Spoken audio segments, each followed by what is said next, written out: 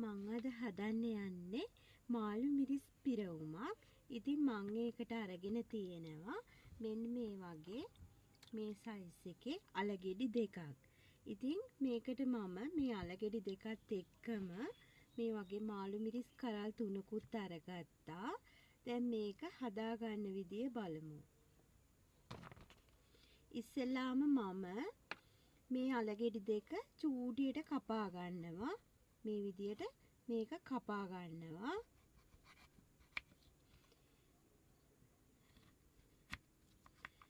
මේක අපිට තඹ ගන්න ඕන නිසා මේ සයිස් එකට කපා ගත්තම ඇති. මේ විදියට මම කපා ගන්නවා.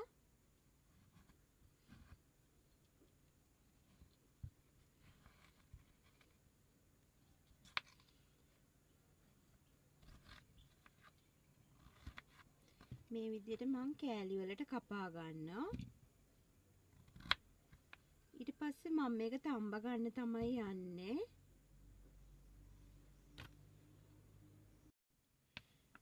හරි මං ඉතින් ඊට පස්සේ අල ටික ඒ විදියට තැම්බෙන්න තියලා මේකට උවමනා කරිය හදාගන්න යන්නේ. මං ඉස්සෙල්ලා මේ වගේ මාළු මිරිස් කරල් 3ක් ගත්තා. ඊට පස්සේ මම කරපිංචා ඉති දෙකකුත් මේ විදියට ගත්තා. ඊට පස්සේ මම සුදු ලූණු ගෙඩි දෙකක් 3ක් මේ විදියට ගත්තා. අමු මිරිස් කරල් 3කුත් මම මේ විදියට ගත්තා. ඊට පස්සේ ලොකු ලූණු ගෙඩියකුත් ගත්තා රට ලූණු. දැන් මේ ටික මම කපා ගන්න තමයි යන්නේ. හරි ඊට පස්සේ මම දැන් මෙතන ලොකු ලූණු ගෙඩියක් කපලා ගත්තා. ඊට පස්සේ සුදු ලූණු ටිකක් තලලා ගත්තා. කරපිංච අමු මිරිස් රම්පේ මේ ටික මම මේ විදියට හදාගත්තා. ඊට පස්සේ මම මේ මාළු මිරිස් කරල් 3 මෙහෙම මැදින් පළලා ඇට ටික අයින් කරගන්න තමයි යන්නේ. මේ විදියට මම මාළු මිරිස් කරල මැදින් පලා ගන්නවා. ඊට පස්සේ මම මේ විදියට මැද තියෙන මේ ඇට ටික අස් කරගන්නවා. මේක හරි ලේසි. මේ විදියට මම මැද තියෙන ඇට ටික මේ විදියට අස් කරගත්තා. මේ තියෙන්නේ මේ විදියට මම මේ කරලත් මෙහෙම පලාගෙන මැද තියෙන ඇට ටික අස් කරගන්නවා.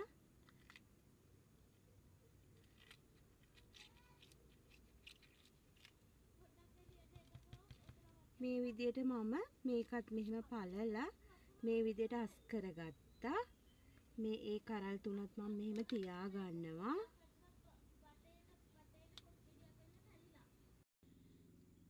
හරි මම දැන් මේ අල ටිකත් තම්බලා මේ විදියට පොඩි කරගත්තා. දැන් මේක කරි එක හදාගන්න තමයි මං යන්නේ. මම දැන් මේ ෆෑන් එකට තෙල් ටිකක් දාගන්නවා. තෙල් මේස හැඳි 4ක් විතර මන් දාගත්තා.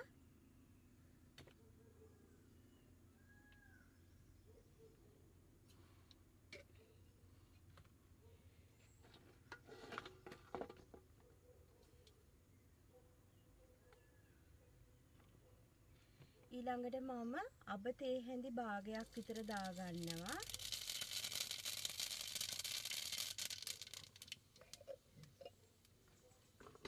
ඊට පස්සේ මම සුදු ලූණු ටිකක් දාගන්නවා. මේ විදියට. ඊට පස්සේ කරපිංච ටික, අමු මිරිස් ටික, රම්පේ කොළ ටික මේ ටික මම දැන් චුට්ටක් කවලම් කරගන්නවා.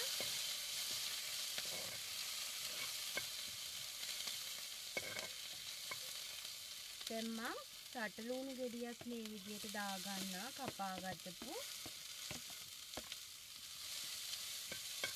ඒ ටික ටිකක් මේ විදියට බැදෙනකොට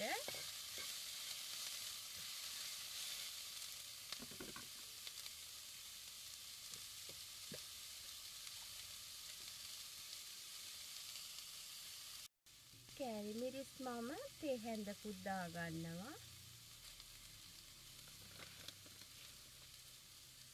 තව මම කෑලි මිරිස් තේ හැඳි දෙකක්ම දාගත්තා දැන්.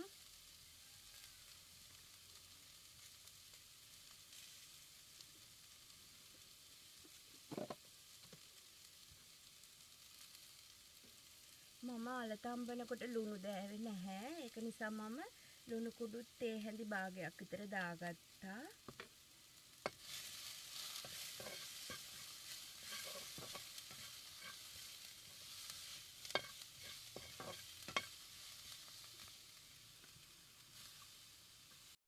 දැන් මම අල ටිකත් මේකට දාගන්නවා.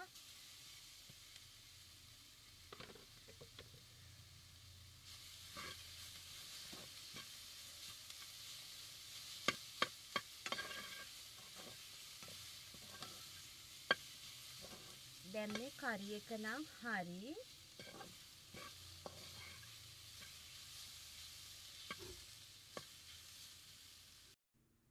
දැන් මේ තියෙන්නේ මං හදාගත්ත පිරවුම.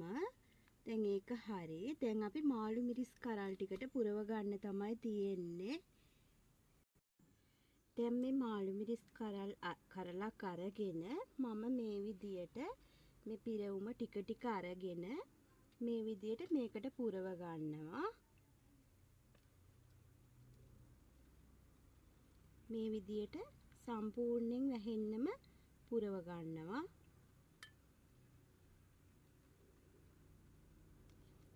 මෙහෙම තද කරලා මේ ටික දාගන්න ඕනේ.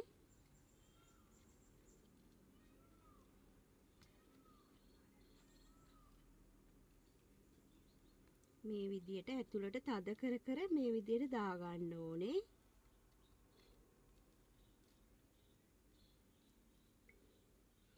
හොඳට මාළු මිරිස් කරල වැහෙන්නම මේ විදියට කරි එක දාගන්න ඕනේ. මේ විදියට අනිත් කරල් දෙකත් මම පුරව ගන්නවා.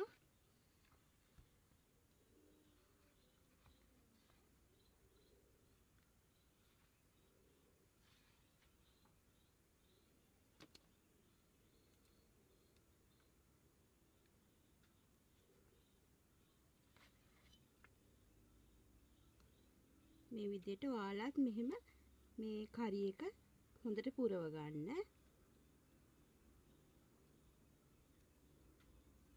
මේ විදියට පුරව ගන්න.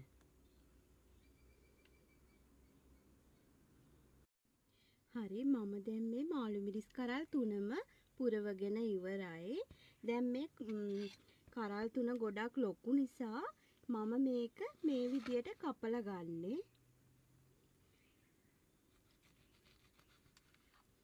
මේ විදියට කපලා තමයි මම අද උයන්නේ. මම මෙහෙම වළඳකට මෙහෙම දාගත්තා.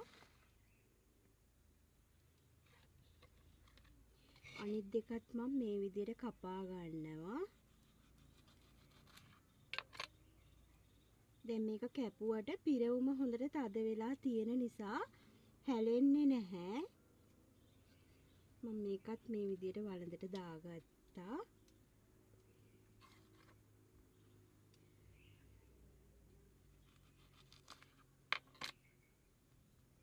මේ විදියට මේ කරි එක පිරවුවාම දැන් තද වෙලා තියෙනවා.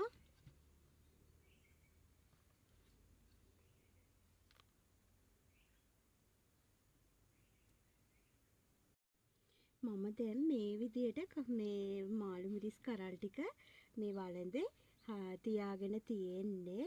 ඉතින් මේ මට කරි වලින් තව ඉතුරු වුණා. ඒ නිසා මම ඒ කරි ටිකත් මේ විදියට මේකටම මේ උඩින් දානවා. මේ විදියට මම උයා ගන්න වළඳට මේ විදියට කරි එකක් මම දාගන්නවා. ඉතුරු කරි ටික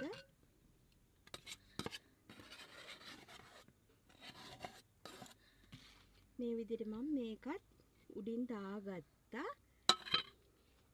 මේ බලන්න.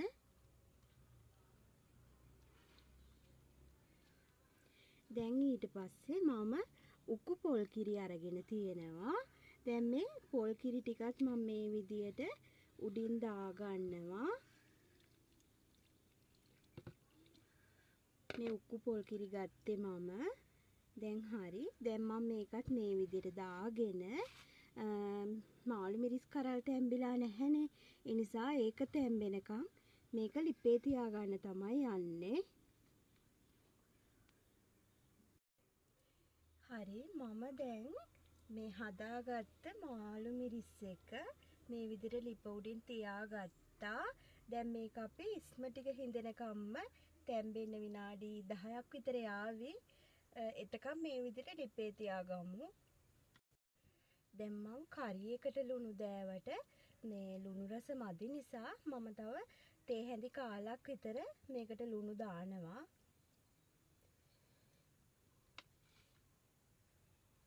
ඊට පස්සේ මම මේකට කහකුඩු චුට්ටකුත් දාගන්නවා. අන්තිමට මම කහකුඩු දෑවේ නැති නිසා කහකුඩු තේ හැඳි කාලක් විතර මම මේකට දාගන්නවා.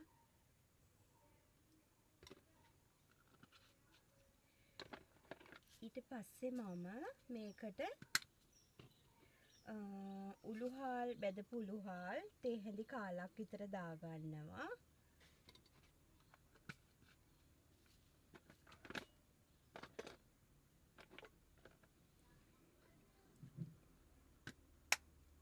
ඊට පස්සේ මම මේකට 3-5 අමු 3-5 වෙනිනුත් තේ හැඳි කාලක් විතර මෙහෙම දාගන්නවා. දැන් හරි. දැන් අපි මේක ටිකක් පොඩ්ඩක් අවලං කරලා මේ විදියට මේ තැම්බෙන්න ලිප උඩ තියාගෙන බලමු. දැන් හරි. මේක තැම්බුණාම අපි බලමු.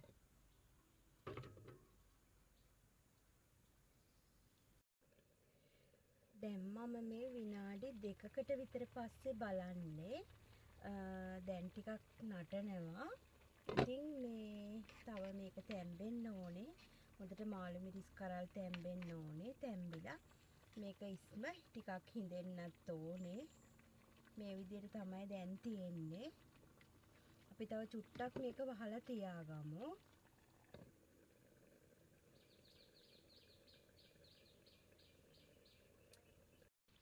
දැන් මම මේ විනාඩි 8කට විතර පස්සේ බැලුවේ.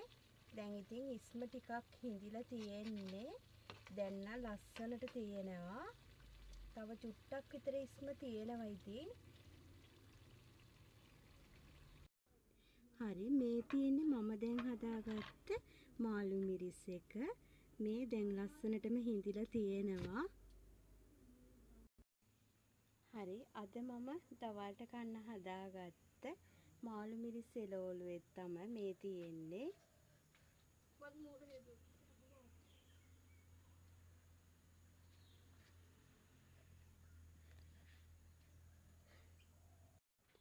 ඉතින් මේ විදියට මේ මාළු මිරිස් වෙනස් විදියකට ඔයාලත් හදලා බලන්න. මේක හරිම රසයි. ඉතින් අදට මම මේ වීඩියෝ එකෙන් ගිහින් එනකන් ඔයාලා පරිස්සමින් සතුටින් ඉන්න. බුදු සරණයි.